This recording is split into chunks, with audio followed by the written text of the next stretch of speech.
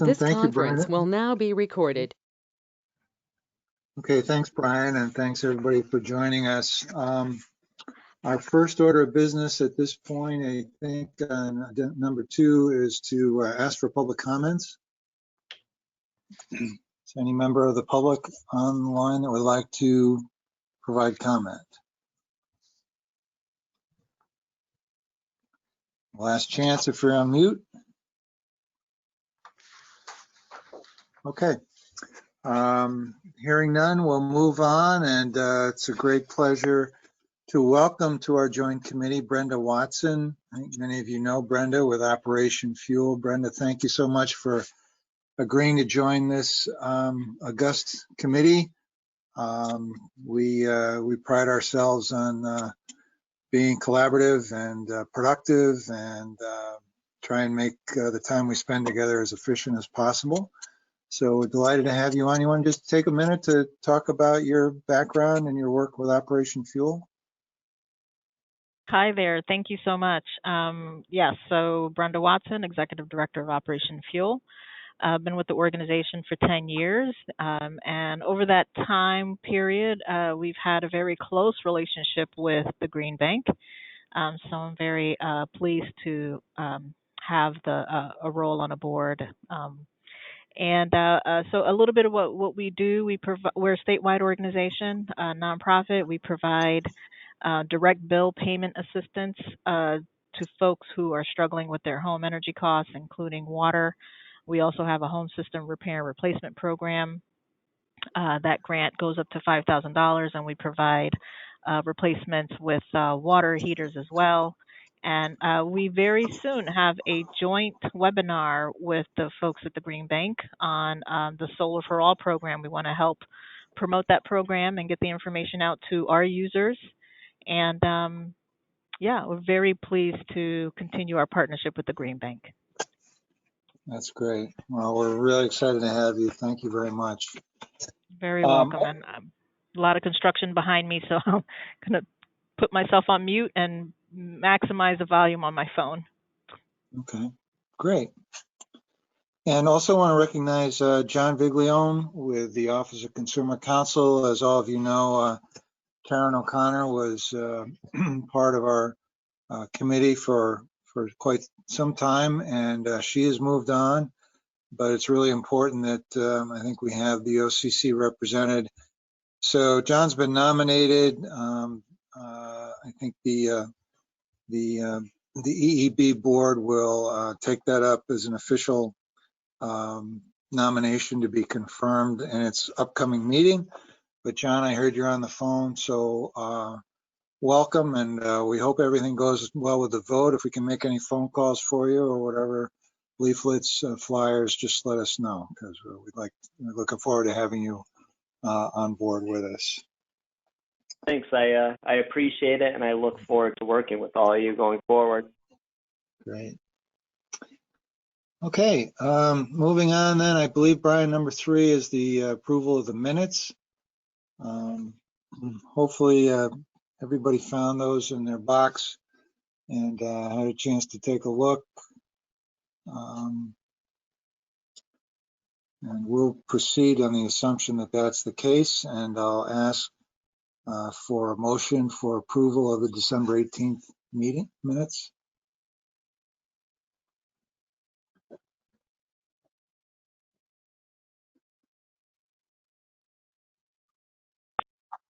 This is Brenda. I'm going to abstain for obvious reasons. Appreciate that. This is Lonnie. This is John. Okay. Sorry. Lonnie, I'm going to abstain as well. Okay. For the same reason. I wasn't there. I think it's okay for the chair to make a motion. Is that for the parliamentarians in the audience? Is that acceptable?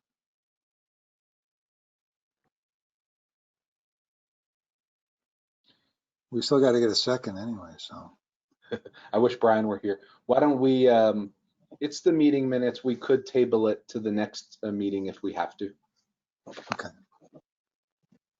All right, why don't we do that? We don't want to be taking any chances of filing any proper protocol.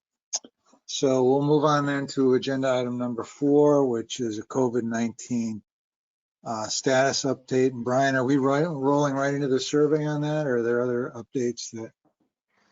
Yeah, why don't we, so what I thought we would do is to just brief the rest of the joint committee, as well as other members on the call of some survey work that we did collaboratively. So I will ask my colleagues Ron Arugio and Liz Murphy as well to kind of help me as we go in and out of these slides. And if Mike Lee is there, Mike can weigh in as well.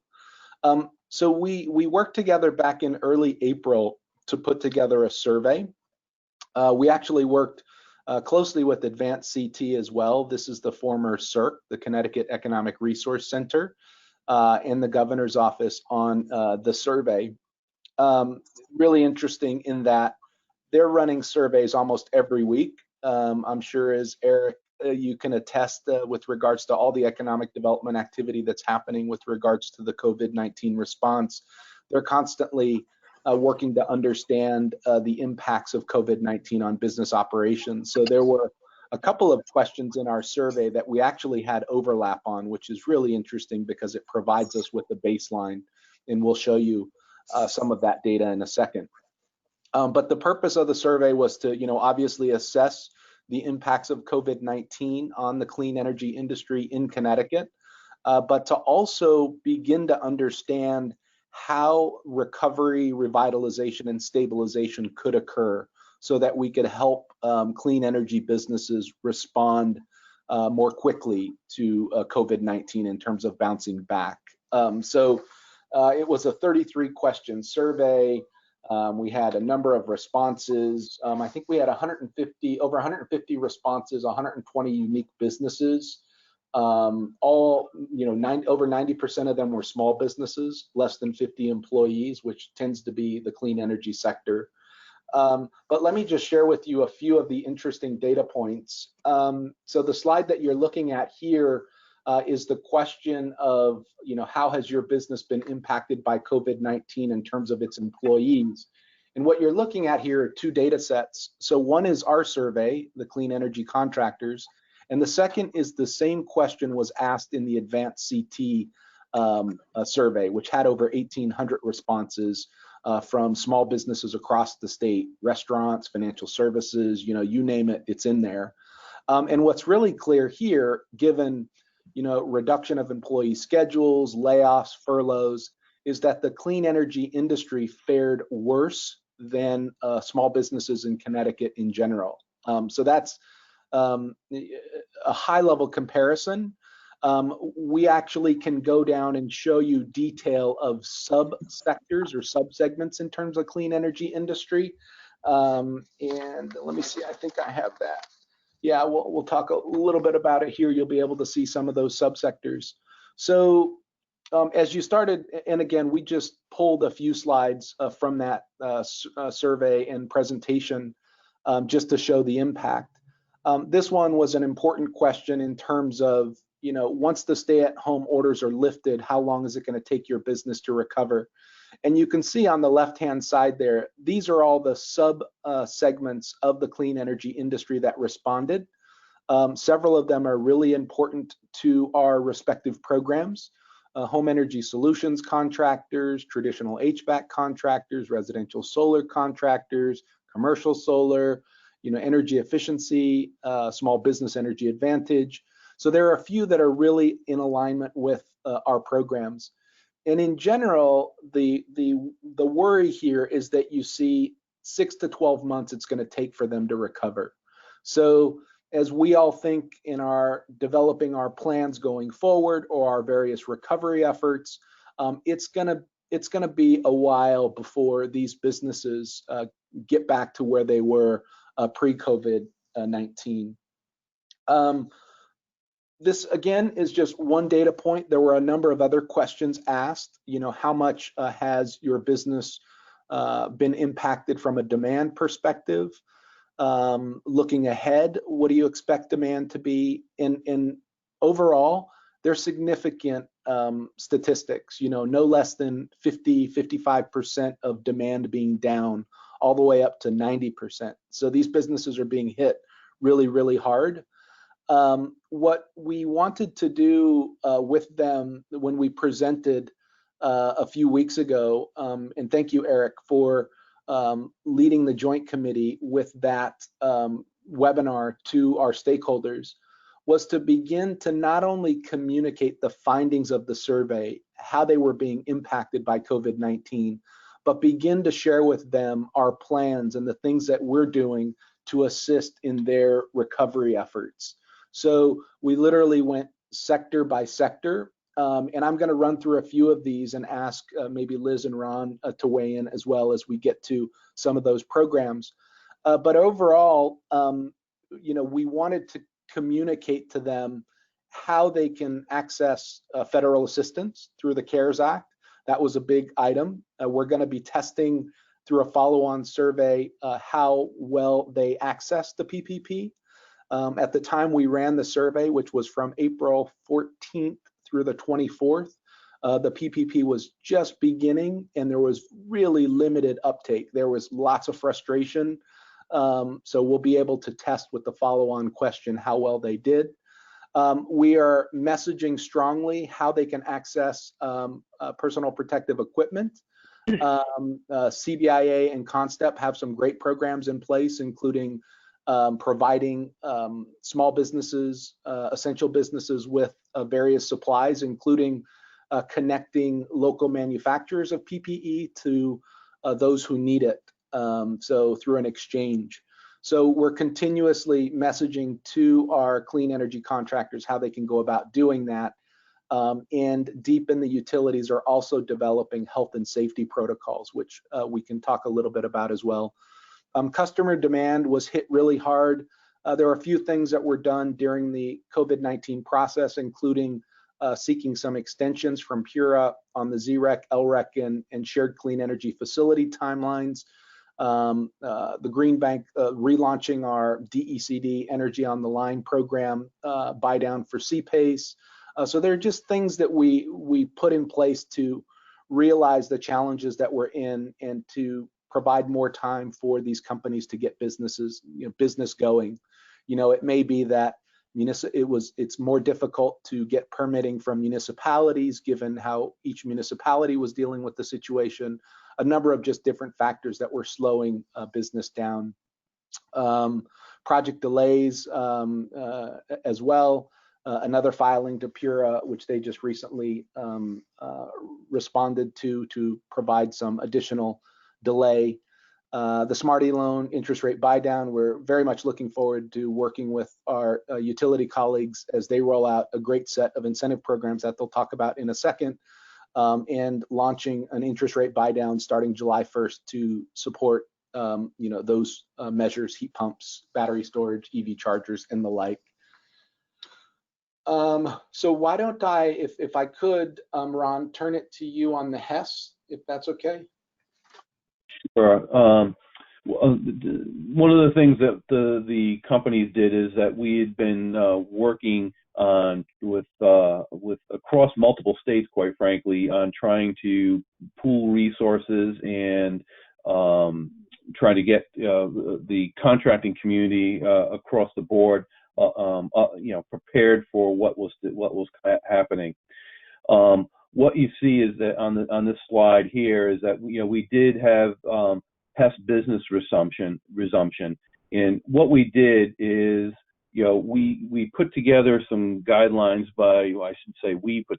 we adopted some guidelines that a environmental health and safety expert had prepared with respect to energy efficiency work, and adopted those guidelines. And the first phase, which took place, allowed contractors to begin work in homes, in businesses, if they didn't have to go inside the living space or the space where folks are located. That has evolved over time. On these slides right here, it shows what happened next with regard to some self-serve training to help get these contractors trained and certified so they could actually do that work. We also did some virtual pre-assessment training, so that way the HES vendors could begin remotely conducting the audit portion of the HES visit without having to go into the home. And throughout this whole process, we continued processing our rebate activity, and that anyone who did receive either the HES virtual assessment or will ultimately receive the in-home assessment, that there would be no copay for that.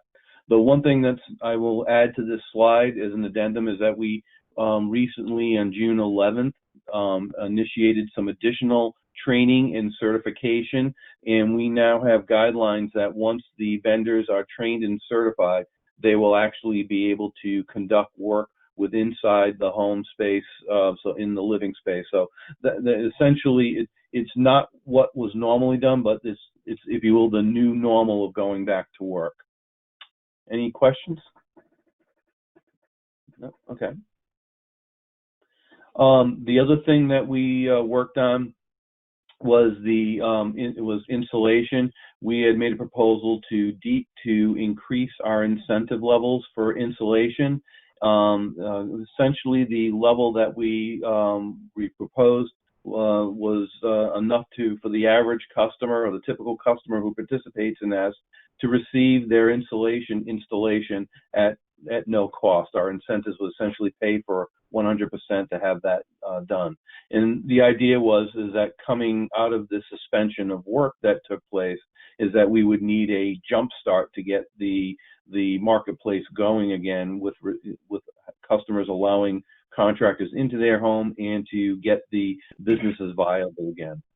We also did something very similar on the heat pump side, increasing our incentive from $250 a ton to $500 a ton for the typical heat pump installations. And we also did something very similar on geothermal heat pumps that we also offer. And we also embellished our heat pump pilot, which just uses heat pumps to displace fossil fuel in oil and propane heated homes. Great. Thank you, Ron. Thank you for that. So, the team did a really good job communicating all of these to the contractors who participated in the webinar. And we also took the opportunity to communicate the commercial incentives to assist with the recovery efforts. And let me turn this to Liz Murphy to provide some context. Thanks, Brian. So from a small business energy advantage resumption of work, similar to the home energy solutions and residential program, we have been working with partners across Rhode Island, Connecticut, New Hampshire, and Massachusetts to adopt regional energy efficiency, health and safety guidelines, along with a return to work strategy. So we initially supported ongoing small business energy advantage work to using an in-process project waiver, and DEEP issued an opportunity for comments on our health and safety protocols in May, and we've since rolled those out, and we have vendors that are getting back to work. So the waiver that we developed was initially in place to allow projects that were in process prior to the program suspension to proceed. The programs were suspended on March 18th, so we wanted a pathway to allow for in-process work to wrap up. In May, we decided to expand the waiver to allow for new small business projects to proceed. So through that pathway, new work could continue, and that was part of our strategy, getting vendors back into the field. We offered a complimentary online technical training platform for vendor staff. It was completely free, self-serve model, accessible online, and it covered a variety of technical topic areas. We took advantage of the time where field staff and even office staff are not in the field or in the office performing regular program responsibilities. So we offered a pathway for them to brush up on some of their technical skill sets. And that was quite successful. We had a lot of participation across the 4 states that supported the platform. On the virtual pre-assessment front, we leveraged our small business vendors to offer no-cost virtual audits to micro businesses. So this offering was in pilot form starting the end of April and throughout May, and we recently launched it to a full-blown program offering. It's a great opportunity for micro businesses who have been most impacted by the pandemic and are economically vulnerable to have a virtual energy assessment. Some easy opportunities were identified, and our vendors would then schedule a follow-up on-site audit so that additional, more complex opportunities could be addressed following program suspension. And customers who participated were provided with a self-installation kit of energy-saving measures. And some of the examples are light bulbs, faucet aerators, and power strips. On the small business loan front, we offered, initially, one of the earlier actions we had taken was to defer existing small business loans for 3 months upon customer request. So we implemented that pretty early on in the pandemic. And then we have since offered a deferral of the start of repayment up to 6 months post-installation for customers who choose to take advantage of that deferral. So it just helps to improve their cash flow and hopefully get them up and running quicker. Progress payments are being developed by the utilities. So we were offering 50% progress payments for large projects commensurate with the amount of work that was installed. So we're continuing to offer that to our customers and working jointly on a solution to allow for progress payments to be made moving forward. And lastly, so we supported, are continuing to support limited time offers to increase customer demand and support small business, Business Energy Advantage, and other C&I vendors through enhanced incentives.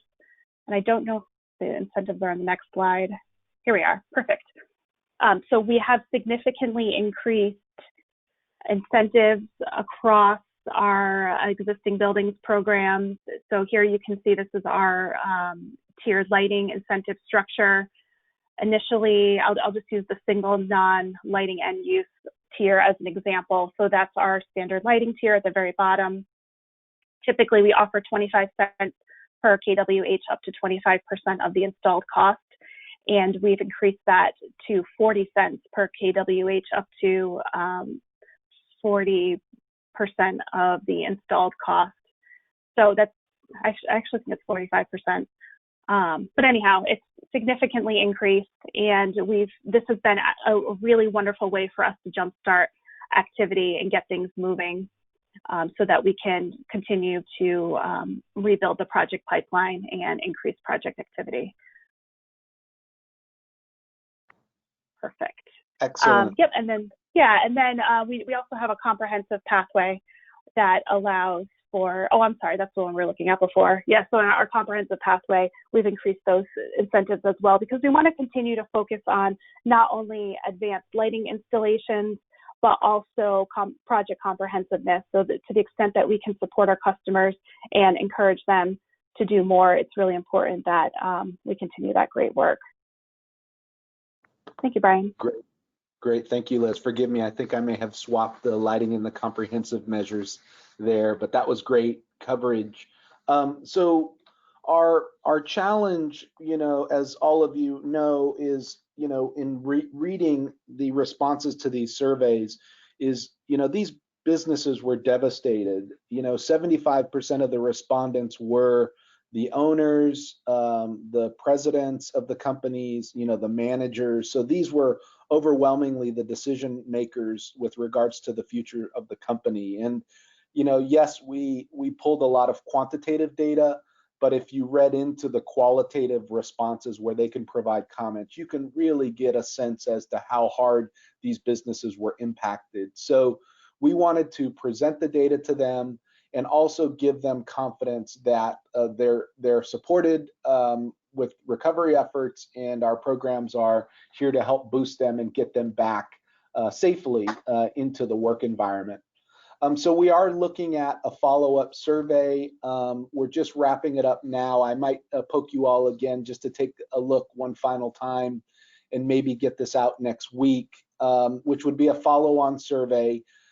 Here, you know, really is where we're going to get to see some of the Paycheck Protection Program impacts and continue to understand how we can help these companies manage through these challenges through the various mechanisms that we're putting in place, from incentives to demand creation, public policies, and other mechanisms. So, so stay tuned for that follow-on survey.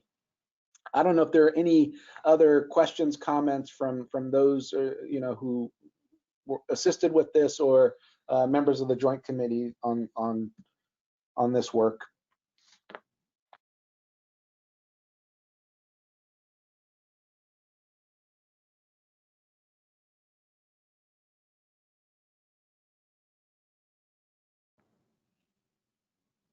All right. So I guess, Eric, we can move to the next agenda item. Yeah, great summary. Thanks. Some really important and eye-opening data there. And it kind of flows well into our next agenda item, which is an organization the Green Bank's been working with to develop a jobs report. This actually was initiated before the COVID pandemic, and but timing is everything. So I think, Brian, are you going to carry us through this, or who's? Yeah, let me walk through this. So it was probably, what, Eric, maybe a little over a year ago, the Joint Committee had a conversation about jobs. We were heading into the legislative session and working together.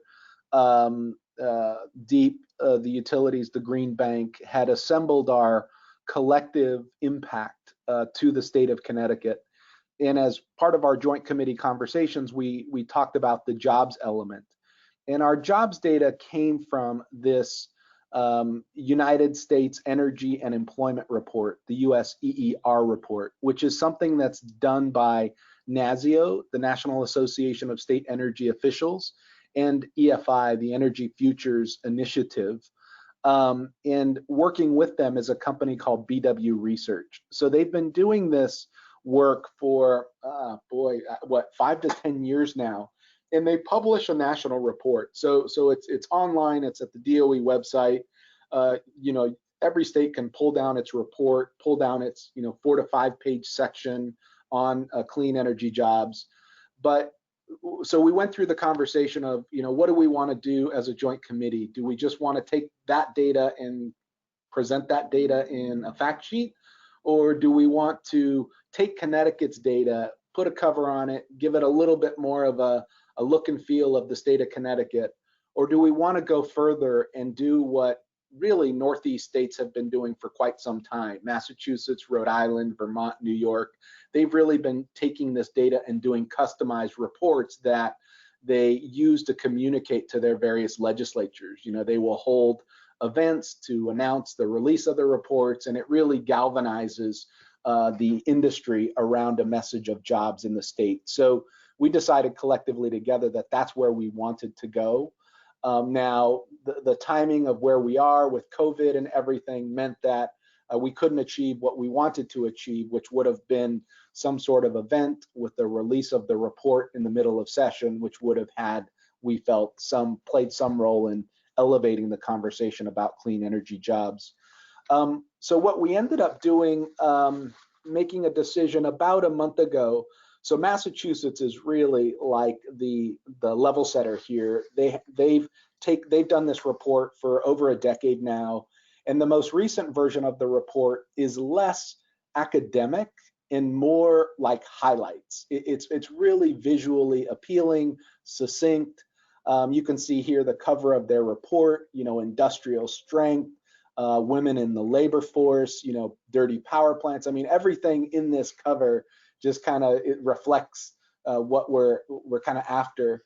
The current draft cover of Connecticut's, and it's totally draft gang. So if we could find a picture that really represents, the cross-sector industrial nature of clean energy, I think that's what we want to go after. But Rudy put up here just something for us to have, which is a fuel cell manufacturing plant. But so I'll be looking to you all to help us. Let's figure out how we can get a better image on the cover here.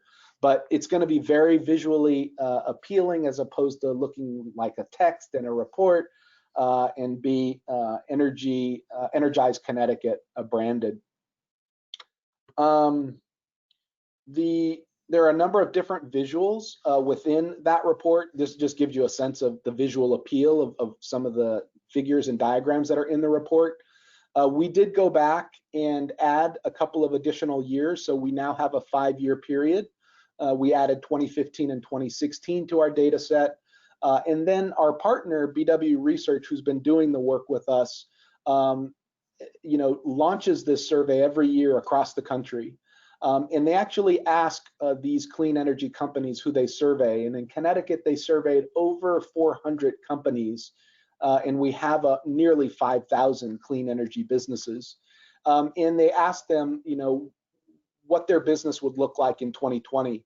And you can see the optimism there, right? You can see in 2019 to 2020 where they thought they were going to be. That growth rate is a sign of how optimistic those business leaders felt the market was going to be. But in actuality, with regards to COVID-19, we've been hit quite hard. So BW Research does this nationally by state. They look at the unemployment filings by our industry sector classifications, and they could actually identify the number of job losses. This doesn't include furloughs, so that would even be worse on this number. But you can see the devastating impact of what COVID-19 has done. It's taken us back to pre-2015 levels in terms of the number of jobs. And then full-time equivalents, I just thought this was an interesting graphic showing the significant growth from 2018 to 2019. What this measure shows is that where there are companies whose business is not predominantly clean energy, they may just be traditional HVAC, but what is happening is over time, they're increasing the level of labor hours to more efficient equipment, which is great. So we're seeing more full-time equivalents happening, growth over time. There'll be more explanations in the report. If you took a look at it, you'll get to see more of what that means. But what we wanted to do was to just give you a sense of some of the imagery in the reports. Some other things on clean energy in general. So we actually spend a lot of time at the front end defining what clean energy is to Connecticut. So NASIO and EFI have their own national methodology for what constitutes as clean energy. We actually spent time amongst ourselves looking at the policies in place and identifying what clean energy technologies were appropriate to Connecticut. So for example, the biggest one that stands out is nuclear. Nuclear wouldn't show up in the national study, but in Connecticut it shows up because we had a policy of procuring nuclear power. So you'll actually see that in the report. Let's see. Another element of what we're working on is looking at a number of different positions. Actually, BW Research, by our different 5 clean energy sectors, notes the wages, the minimum to maximum wage levels for probably 40 positions within each clean energy sector.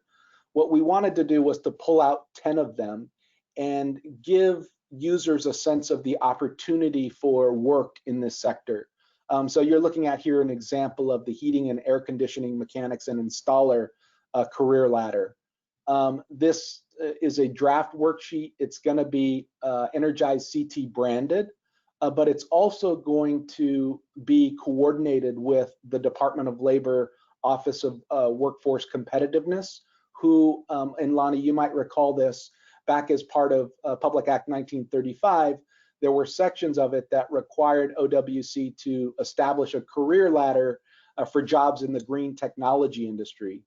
Clean energy is a subsegment of green jobs, so to speak.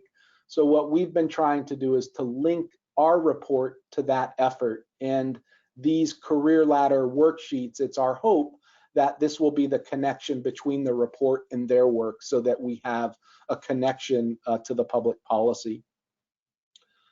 We're still working out the details here, but BW Research has been great, and Kathy Mariani at Department of Labor and her team are currently working on this integration. So lastly, just to kind of wrap up, and this is kind of a call to assistance here, just to wrap up, I think our goal is to try to have this report done by the end of June. So we did add to the scope of work. We added we're now going to receive monthly memos on the COVID-19 impacts. I think I've been sending those out. Another one should be coming out within this week or next week. They happen monthly, usually in the middle of the month. So I'll continue to send those out. So we have a 1-year subscription essentially to that. We were able to get a couple more years of data so that we have a 5-year data set. These career profiles was an additional part of that package, as well as coordinating with DOL on their career profiles. So these were great additions, and they're going to hopefully connect us to the larger state work being done at DOL. Again, we're hoping to complete this by the end of June. And when I say we, Rudy from the Green Bank has been leading the coordination with BW Research, who's our contractor on the data collection and analysis side, along with Holly, who is the taking the data and putting it into the report structure that you all see in your materials. So our needs going forward. Eric, as you see from the draft report, we want to put together a letter from you as chair of the joint committee at the outset of the report. We can find some time, you and I, and others who we can get involved to come up with the themes of that letter. I want to put a call out for those high resolution photos, not only the cover, but throughout the report. There are some call outs that we were looking for deep in the utilities to provide. If you can take a look at those, and that's, information that you can provide, that'll be great. There's a couple of examples in the report that you see. And then just lastly, I don't want this just to be like Rudy and me making the decisions, getting the final draft done. If Steve, Ron, Liz, anyone from your teams, you can help connect to me. That will help Rudy and I reach out, and we can get the final details kind of hammered out, so you guys are comfortable with everything as well. So that's our kind of an update on the report, and those are the needs that we have to get the report done. Good stuff. Any questions for Brian on any of that? This is Steve Brown. Just a quick question for Brian. Brian, if you go back to that first slide or second slide with the job numbers on there, there you go. Were you happy with those numbers? I think they look pretty good compared to what we were typically doing at our joint filing, but just want to make sure you were good as well. Yeah, no, I think they were great. I mean, the year over year was good, it's steady. And there are breakouts by the 5 different clean energy sectors. So the efficiency sector is overwhelmingly the jobs. I forgot what it was, Steve, maybe 75%. I want to say over 30,000 of the jobs. So you'll see that in the report too. I feel like, we're making steady progress on building an industry. The impacts of COVID-19 just can't be understated. And that's, what we're all trying to deal with in terms of the recovery efforts is we need to, we're probably going to lose some businesses, and we need to help this market bounce back by getting customers re-engaged. Very good, thanks. And we'll look at it and get you the comments back for the call outs. This Cool. is Lonnie. Brian, I really have to commend you guys. I love the direction you're going in creating narratives for this stuff, because as I discovered trying to get legislation through, when it gets heavy into energy speak and you don't show people what it looks like, they retreat. You know, they just like, oh, you know, it's just numbers and what are you talking about? And when you humanize it and really put the people in there and really, you know, show what we're doing, also the impacts in real ways, create narratives for it. So I really like that you're doing this way. Because I mean, and that's the kind of report that you keep with you, you know. I mean, that's something that you can use as a resource going forward. So kudos. Yeah, no, thank you for that, Lonnie. And, you know, your advice and guidance going forward, I mean, we had envisioned, you know, if we had this report done with the press release, you know, a month with the end of session coming to an end and, you know, holding an event or holding hearings, it would have just boosted, you know, the legislature's appreciation for the industry that's been created around the stories of the impact. So that's what we envisioned, but COVID-19 threw a wrench into everything. But I think our hope is that we at least get our baseline study down. And then next year, this knock on wood, this process will get easier and we'll be able to integrate it within our message and we'll be able to bring, you know, the companies and the end users to the forefront so that they can create the stories and the narrative. Yeah, and just building on what you had said earlier on that fuel cell cover, too many white guys. I know Yeah. we've got some very nice graphics that show diversity that we're going for, because the whole equity and inclusion thing is so critical to what we're trying to achieve. And so the more we can tell that story, yeah, that's So true. I mean, look at this. dead I on mean, arrival, that cover. Just right. No, totally. And look at Massachusetts. It's so perfectly done, right? I mean, totally. and the funny thing is with this graphic, actually this sign here says hard hat area, and none of these people are wearing hard hats. So it's totally a placeholder, but we wanted to show, you know, invite us all to think industrial strength, because these are technologies that are like here to stay, or this is an industry, not fuel cells, but just clean energy broadly, here to stay. Well, and isn't one of the CEOs, one of the fuel cell companies, a woman? Good question. Yeah. Maybe Proton? Well, the CEO of Fuel Cell Energy is African American. Oh, there you go. Because there's that, and oh, who was the one who was on our transition committee? Is she still there? Oh, Jennifer Arasumis. She's general Yeah. counsel. Oh, Energy. she's the general counsel, but she was temporarily elevated to president That was it. during the transition. Yeah. So we actually have. Well, you know, we did have. Yeah. Well, you know, that's the other thing that happened. That's the other thing that happens in life with all of us. But hey. But it might be, so I mean, you know, our utility colleagues, if you have photos, or maybe we just go and try to recreate this, because it's sending a strong message. And one of the things that you'll see in the report as well, near the end, is actually the comparison of gender and race in terms of the labor force in Connecticut versus the nation. And we're off. So we have some work to do on the equity and inclusion piece, but the report's a good baseline for us to build from.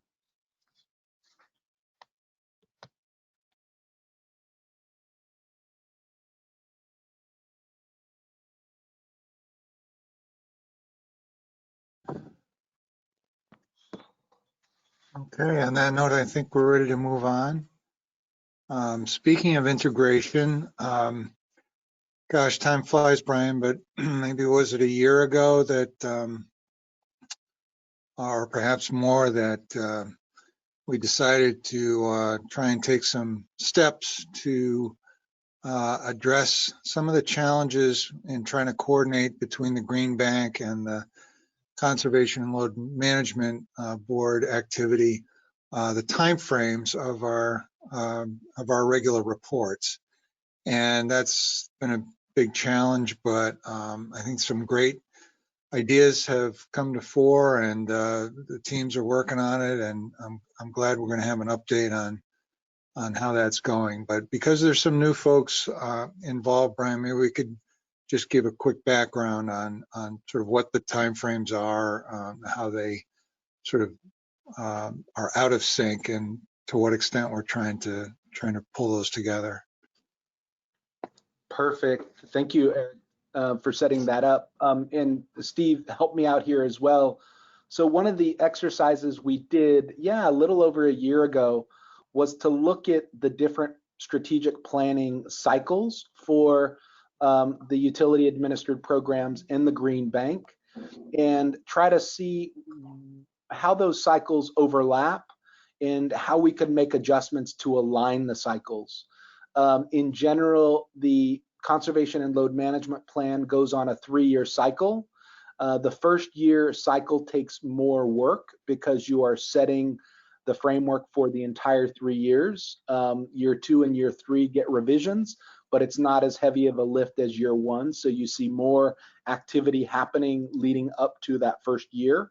The Green Bank, similar, although we had 2-year plans. What we ended up doing was looking at that and trying to line up the overlap so that we can look at our meeting schedule and think about how we can reset our meeting dates so that we can compare and contrast where we were on our planning cycles to make sure we were encouraging and being knowledgeable of where our respective plans were. So March 18th this year, we were going to touch on the Green Bank's comprehensive plan, and then input into the calendar year 2021 CL&M plan. But we canceled that meeting. That was right in the heart of COVID, when we were all kind of figuring out what to do, how to deal with it. So June 17th, today, we were going to look into the CL&M, which we're going to do some of that, but we're going to bring back the Green Bank thing that would have been covered in March, or it would have still been early, but we would have covered some. So we're going to bring a lot of that into today. And then looking ahead, we would have had a debrief on the legislative session. We also looked at that as a lens, the long session, the short session, to set our dates. And then the last meeting of the year was where we started to look forward at the following legislative session. The Green Bank also has revisions to its comprehensive plan that happen in January. So what we tried to do was to, again, just look at our strategic planning cycles and align them so that we were communicating on where we were and aligning them to a quarterly meeting cycle that made sense to reinforce our collaboration. Steve, what did I miss? Glenn, others? This is Steve. It sounds great, Brian. I think even missing the March 18th, you're still right in a nice sync with the conservation and load management plans. June 24th, next week, is our kickoff for the planning cycle for the 2021 plan update. And then so we're scheduled for, between June and July to work on budgets, draft text. So it works out perfect. The only difference is our plan filing is, November 1st versus the note you have in there for December 16th. But I think the timing works perfect in the June and September timeframe. Works out great.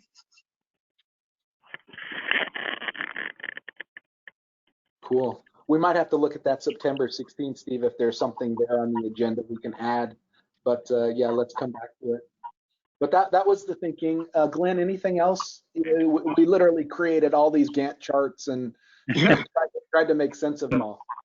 Yeah, nothing at this point. When we go over the bullets on the 2021 plan update, maybe we can talk a little bit more about any specifics regarding the CL&M update. Cool. So what we thought we would do now is to just kind of jump into it a little bit and again, this is like, this is really the first time we're executing on this annual schedule. So we're going to get better at this. But we thought we would use this opportunity to cover where we are on our respective plans. So we'll start with the Green Bank comprehensive plan, the Green Bonzas plan. Just to orient everyone, really the month of May heading into June is when the Green Bank's Budget and Operations Committee, which is chaired by, ironically, it's like everyone I think on this call, it's chaired by John Harity. Eric Brown is on the committee. Lonnie Reed is on the committee. So it's usually 2 meetings. This year we had 3. We essentially go through several things. We look ahead at the revenues. We look ahead at the targets that we want to set for the fiscal year. We look ahead at the operating expenses, personnel related, non-personnel related, and then we look ahead at the types of investments that we expect to make. So we just wrapped up yesterday that conversation, as well as looking at a new lease, a new space for the Green Bank. Our lease is up here in Rocky Hill. So we also talked a bit about looking at new spaces in Hartford and Stamford. But on the comprehensive plan, so there was a document provided in the materials where we just did a red line. So, setting new targets for FY 2021, I'll go into some of those in a second. Given the challenges of COVID-19, we actually had minimums and maximums, or low and high targets, the first time we've ever done that, just given the uncertainty. There are various cleanups in the various notes. Program alignment, we moved the Smarty loan from financing programs in our organization structure to incentive programs, given that we're providing interest rate buy downs. Then once the buy downs are done, the Smarty loan essentially uses the balance sheet of the Green Bank to compensate local lenders on any defaults. So it really is a kind of a subsidy program. We are including a fourth metric, a fourth target. We focus on setting targets on the number of projects, megawatts deployed, and investment. We're including GHG emission reductions on an annual basis.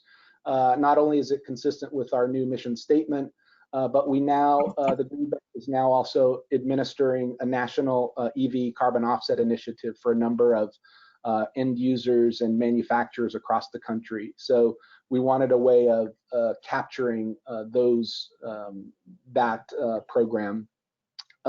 We also noted the continuation of the battery storage efforts that were in the prior plan submitted through the Electric Efficiency Partner Program, but more towards the Equitable Modern Grid docket. Steve, this is what we were talking about at the outset. We can talk about that offline.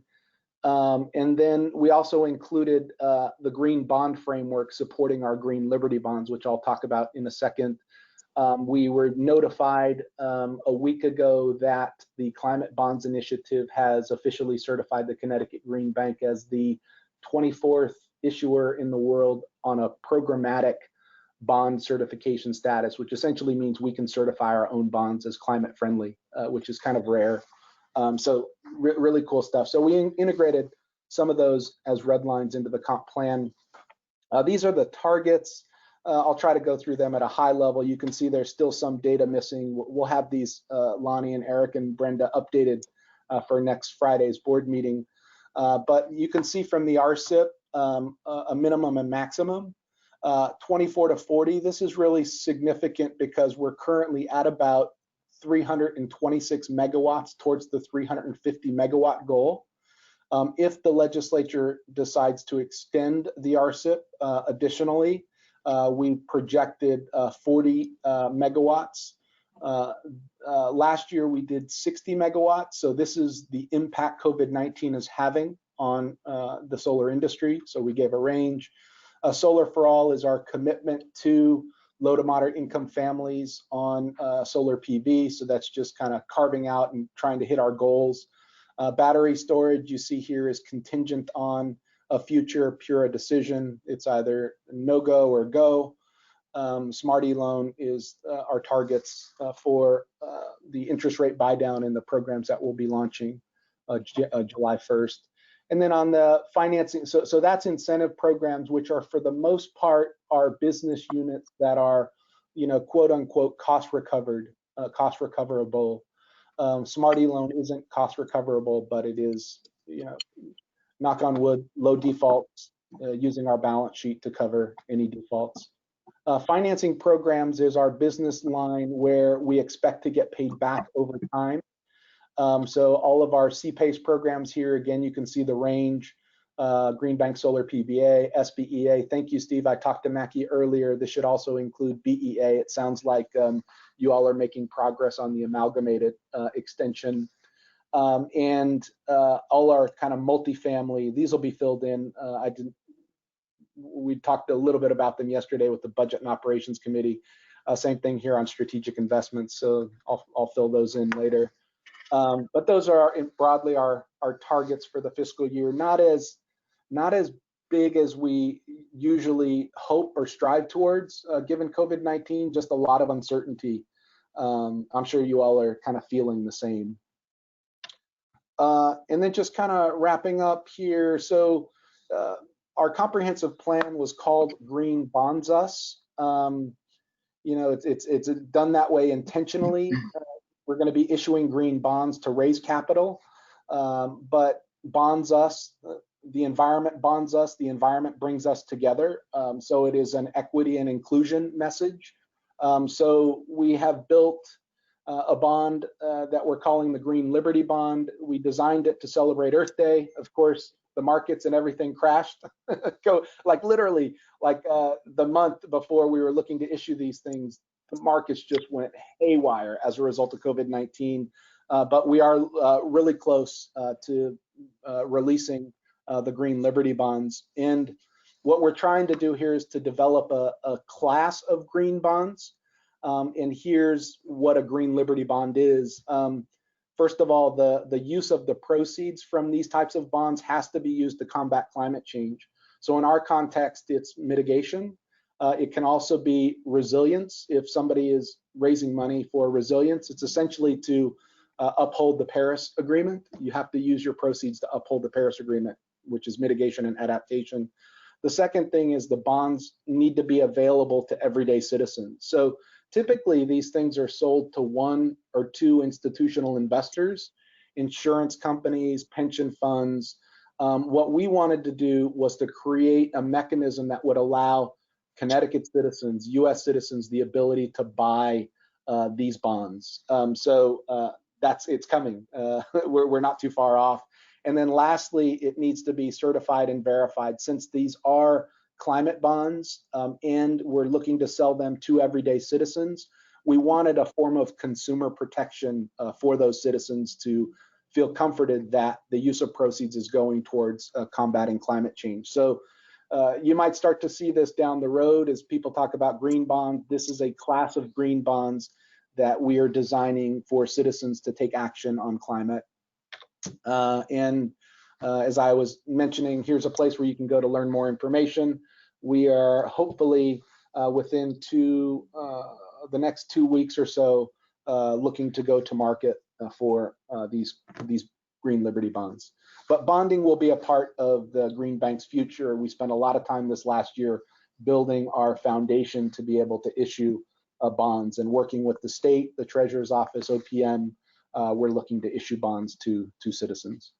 So that was a quick review. Any questions, comments before we kind of transition?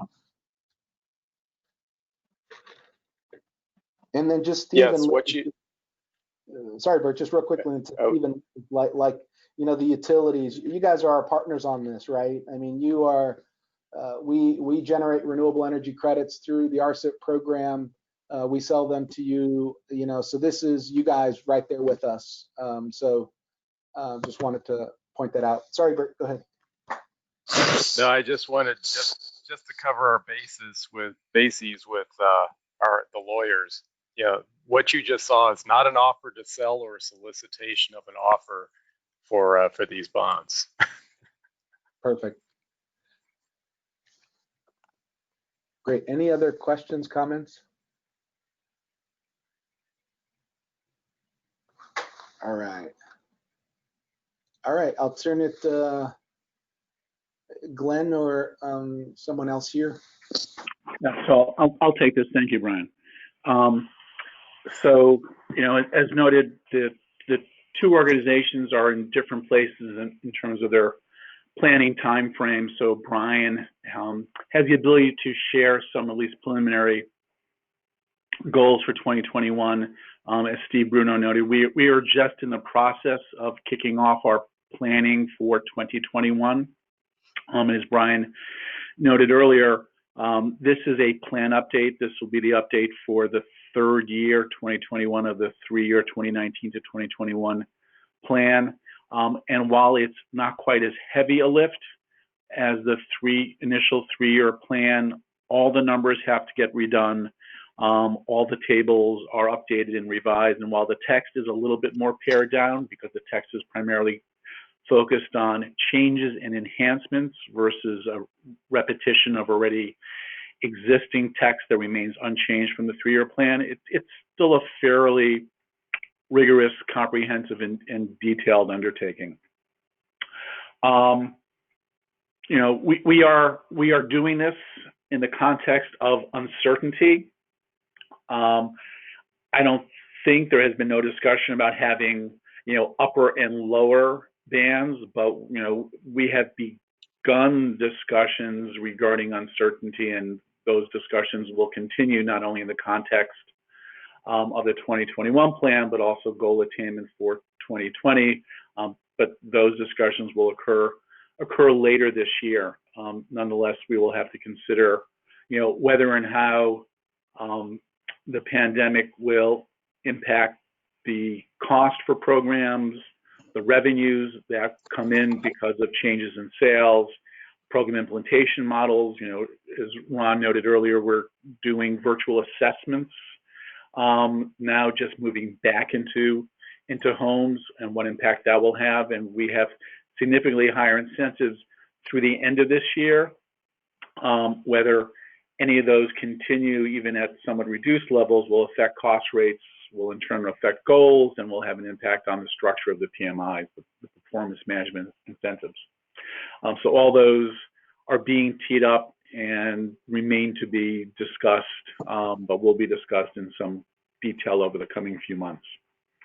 You know, traditionally, the conservation and load management plan, the focus has been on the conservation, on the efficiency aspects, but increasingly over the last few years, and particularly in this last year of the 3-year plan, there has been considerable growth, and there will continue to be growth in the load management and the demand response components. So that will continue to be a focus and growing emphasis, you know, of the 3-year plan, particularly in this 3rd year plan update. One area that's of interest to a number of parties, both on the board and other stakeholders, is the opportunity to increase the electrification of end uses, you know, primarily heating and hot water. We are pursuing that on a very limited basis currently in 2020 within the 3-year plan, restricted to a residential pilot and a potential C&I pilot that may be implemented next year. A broader discussion and decision as to the role of the C&I plans in being a driver in the electrification in Connecticut, you know, we haven't had that conversation yet. It did come up initially during the 3-year plan. And at this point, you know, our activities are restricted to pilot efforts, with the hoped for intent that the pilot efforts will inform a broader discussion. You know, I'll also note that, you know, the issue of electrification, you know, is also being addressed through other activities ongoing in the state, the IRP process that DEEP is overseeing, and GC3, which is looking at decarbonization with electrification as being a principal venue within the building sector. You know, there remains continued interest, you know, at PURA, at the board, ensuring that, you know, there is equitable distribution of program activities, that all market segments have the opportunity and are participating in an equitable and proportional manner. You know, the studies that we currently have available largely point to that, but that continues to be an area of interest at the board level, and continues to be a topic of discussion. And as appropriate, you know, additional work will be done to assess that and any potential program changes made accordingly. You know, and as noted from, you know, prior discussions about jobs and workforce, you know, in some areas we have an aging workforce, and there are particular trades such as HVAC, where, you know, it will become increasingly important to focus and target and train the next generation of HVAC contractors so we can continue to pursue the efficient installation of efficient HVAC and potentially, use that hopefully growing number of technicians to also pursue any electrification activities through HVAC. So that's what I have to say. I don't know if Steve or Liz or anybody else from the companies want to add anything further. And again, we are at the beginning of the process. There will be opportunities for the Green Bank and for others to engage the consultants, the board, and the companies in the coming months prior to the November 1st filing. Thanks, Glenn. That was good. Yeah, thank you, Glenn. So I'm wondering, do you foresee, and Brian as well, whether it's the next plan or maybe, with the CLNM being in year 3, it might be have to wait till the new 3-year plan. But can you foresee a section within each of your reports that might include recommendations that are sort of, common to both entities, or at least reflect a partnership towards achieving those particular priorities? Are we months or years away from that, would you say? I want to be a little careful. Eric, I think that's a really good and appropriate idea. It's possible that this could be more fully fleshed out within the next 3-year plan, but that's not to say there couldn't be something in the context of the current plan update. But I want to be careful promising, because it's the companies, not the consultants, who actually write the plan text. But it's an interesting and appropriate idea. Thank you, Eric. In general, we've had this is Steve. We've had sections of the plan that talk about the joint financing initiatives. As we work together on the small business and BEA financing.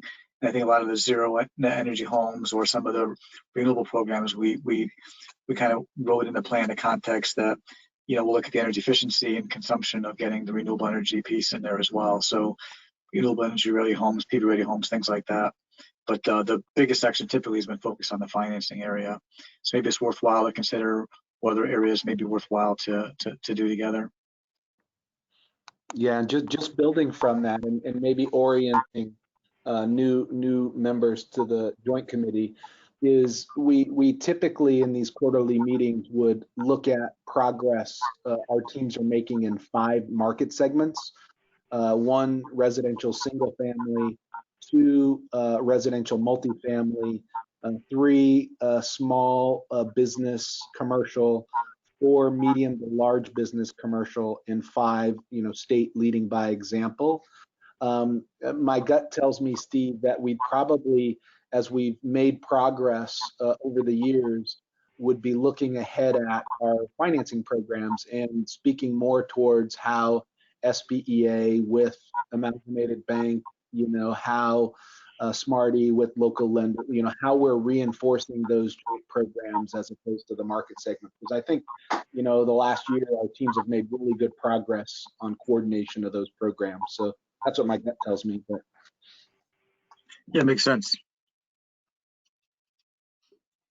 Great. Any other questions or comments on this part of the presentation?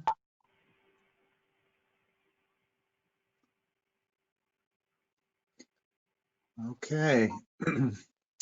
Hearing none, we'll all put on our Karnak hats and position the crystal ball right in front of us. And who's seeing any clarity? Lonnie? Anyone? Essentially when I talk to legislators, no one knows what the heck is going to happen. And I think they're going to try to keep it a very narrow focus, right? With 2 issues, essentially, the voting bill, the the ability to vote by mail, and also police reform. That's what I'm hearing. But who knows? Anybody else? The challenge there is of course, I don't know, nobody knows, but I hear a lot that they want to keep it only to, well, before those issues came up, keep it to things that are non-controversial, can pass unanimously with no amendments. And I think the two items you just mentioned are highly unlikely to pass any of those tests. So, and yet it's hard to imagine a special session that doesn't address those or attempt to address those. So yeah, I mean, it's a complete toss ball as far as I can see.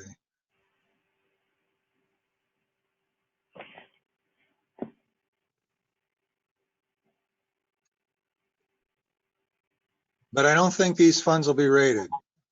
I feel confident about that. Really? Not the special session. Next year, watch out. Yeah. Oh, No, I think okay. no, and I think as it travels downstream, and the municipalities get hit, there's just a whole bunch of stuff that's going to happen. So that, yeah, be on our guard. Yeah. Well, again, these reports that so many people have been working so hard on that we had briefings on earlier in this meeting, they will have their time and they will have their impact, and so that is time and effort well spent, and I'm sure will hold us in very good stead as we go through the next cycle. Well, and I think also, to your point, in addition to providing this kind of data, I mean, this is recovery stuff. I mean, this is how we get better. We invest in the things that are going to bring us our future and create jobs and the economy that we need. So, that's really how to sell it. What other things are we going to be able to do that are going to move us forward and can move us forward in a sort of very FDR kind of way, really, just tackling some of these issues that have been festering forever, and use this as an opportunity.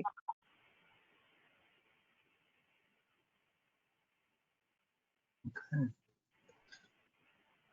Anything else on special session?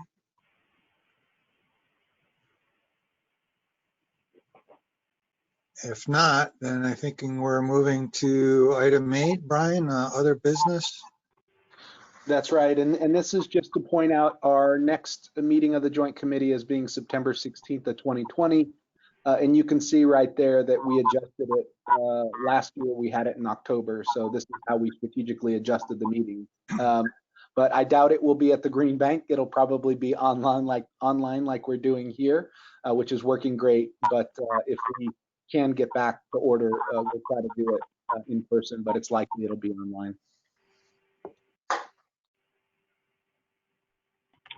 I'm looking forward to the first meeting at your new location. Yeah, so are we.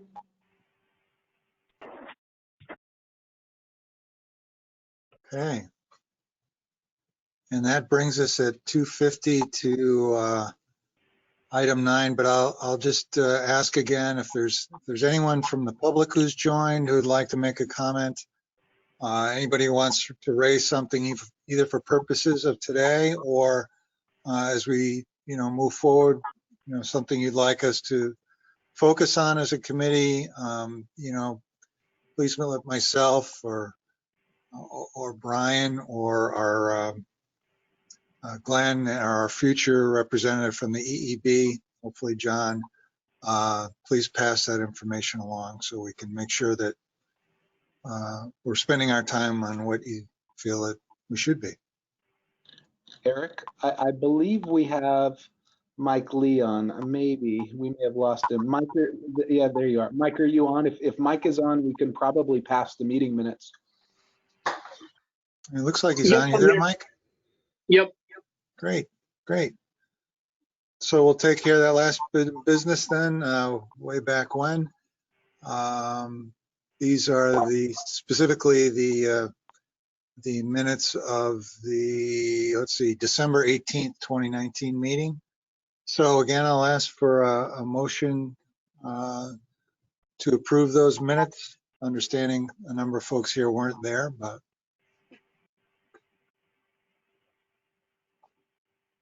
This is Mike. I'll move. thank you, Mike. Can we get a second? I believe you can second, Derek. I believe I can, and I will do so. So I'll second that and ask for a call of the ayes and nays. So all those in favor say aye. Aye. Aye. Any nays?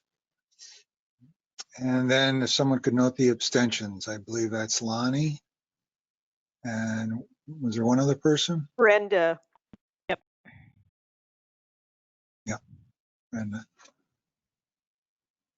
Okay, with that, the minutes pass.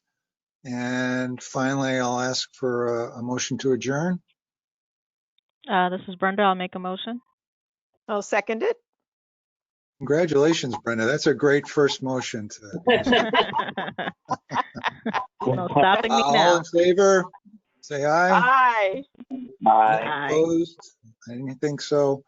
Thank you all very much. Glad we were able to do this quickly, but a lot of good information. Congratulations, and thank you for all the hard work that's going into these various efforts. And we'll talk to you soon.